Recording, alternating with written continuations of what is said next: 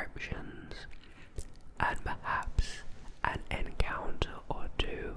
So I invite you to feel relaxed and calm and at ease, and I hope that my voice can relax you while I read to you, and we can learn more about this topic together. Before we begin, I'd like to remind you that you can watch all of my ASMR videos on my Patreon without the YouTube advertisement.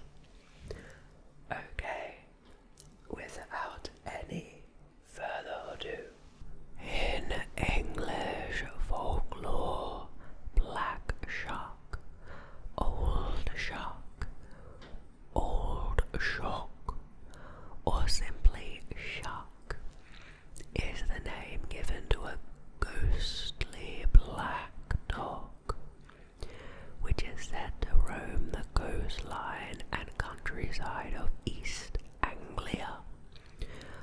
One of many such black dogs recorded in folklore across the British Isles.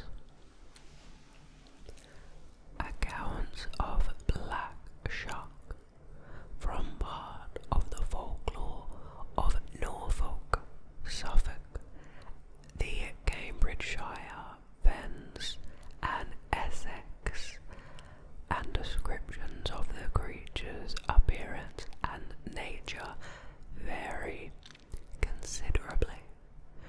It is sometimes recorded as an omen of death, but in other instances is described as companionable. According to the Oxford English Dictionary, the name Shuck derives from the Old English word skaka, meaning devil, friend, perhaps from the root ska, to terrify.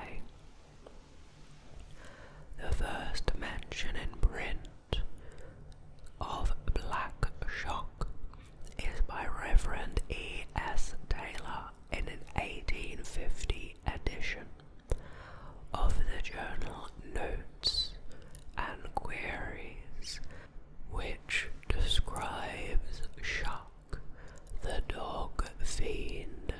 And here is a quote.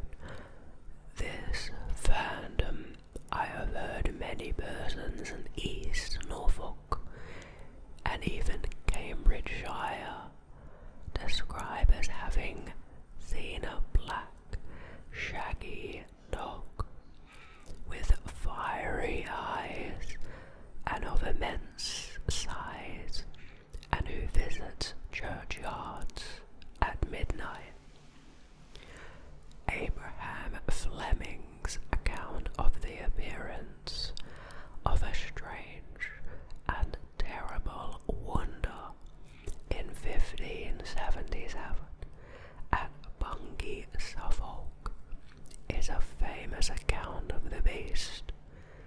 Images of sinister black dogs have become part of the iconography of the area and have appeared in popular culture. Writing in 1877, Walter Rye stated that Shuck was the most curious of our local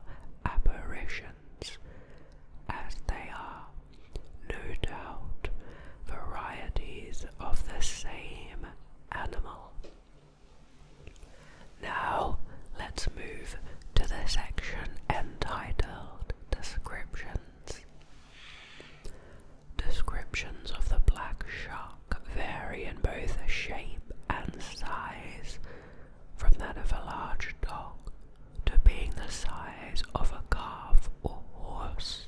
A black dog the size of a horse sounds fascinating, and there's a part of me as an animal lover that kind of loves the idea of a dog that big, because I find large dogs very cute, and I love how kind of dopey larger dogs can be.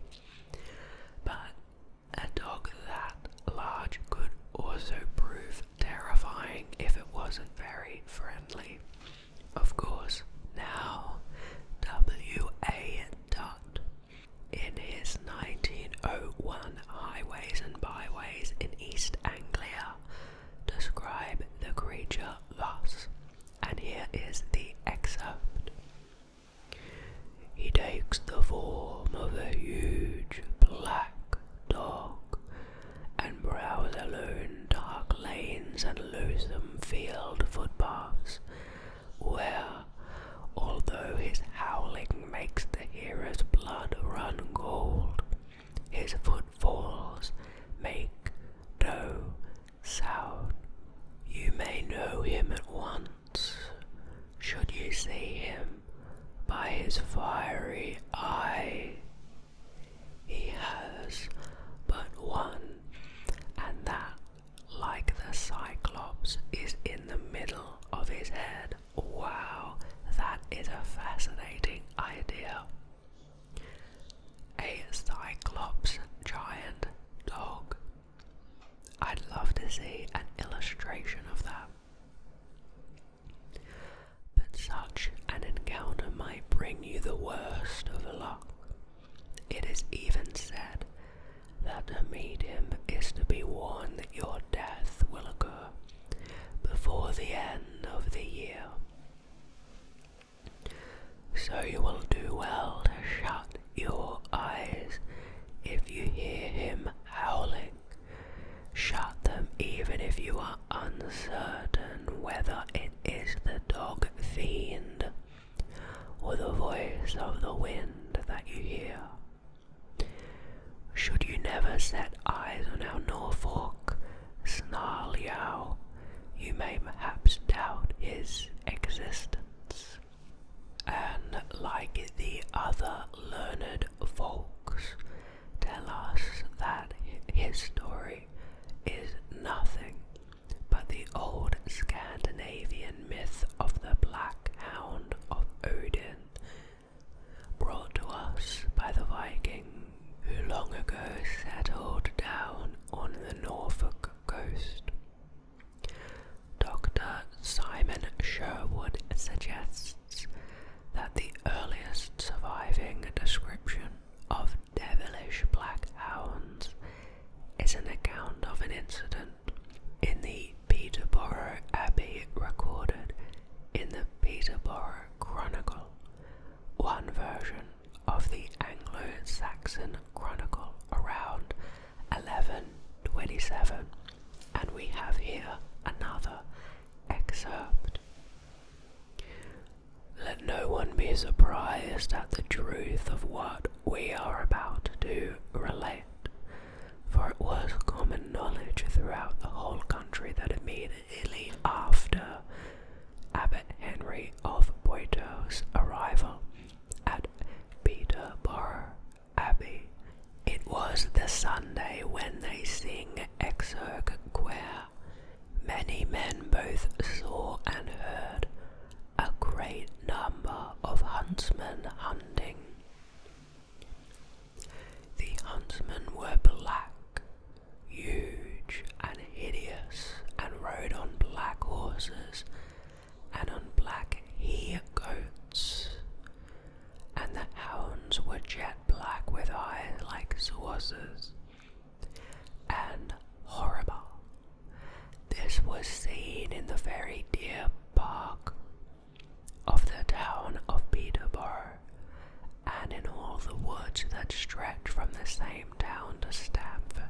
And in the night the monks heard them sounding and winding their horns.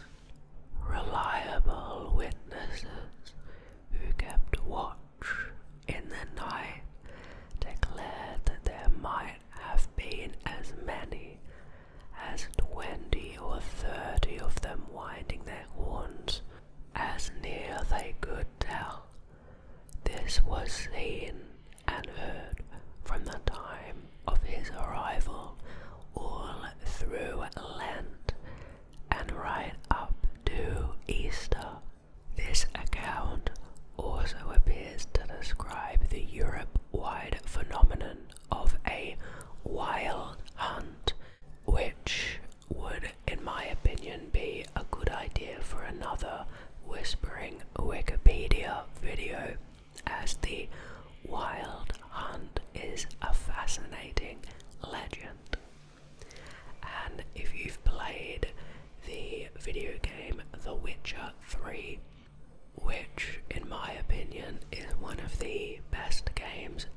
portrayed the villains or antagonists, or at least some of them are the Wild Hunt. But yes, a mystery for another time. Now to the descriptions that originate from Bungay or Bungay and Littleport. One of the most notable reports of the Black Shuck is of his appearance at the churches of Bungay and Littleport in Suffolk on the 4th of August 1577, so this is very old. At Littleport, Black Shuck is said to have burst in through the doors of Holy Trinity Church to a clap of thunder. That would have been a dramatic sight. He ran up the nave, past a large congregation, killing a man and a boy, and causing the church steeple to collapse through the roof. As the dog left, he left scorch marks on the north door, which can be seen at the church to this day.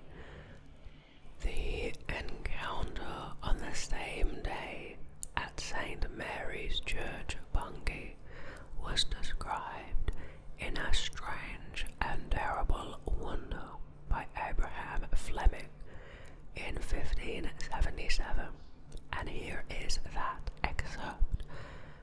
This black dog, or the Divel, in such a likeness, God he knoweth all who worketh all, running all along down the body of the church with great swiftness and incredible haste among the people, in a visible form and shape, passed between two persons as they were kneeling upon their knees, and occupied in prayer, as it seemed, wrung the necks of them both at one instant clean backward, insomuch that even in a moment when they were kneeled, they strangely died.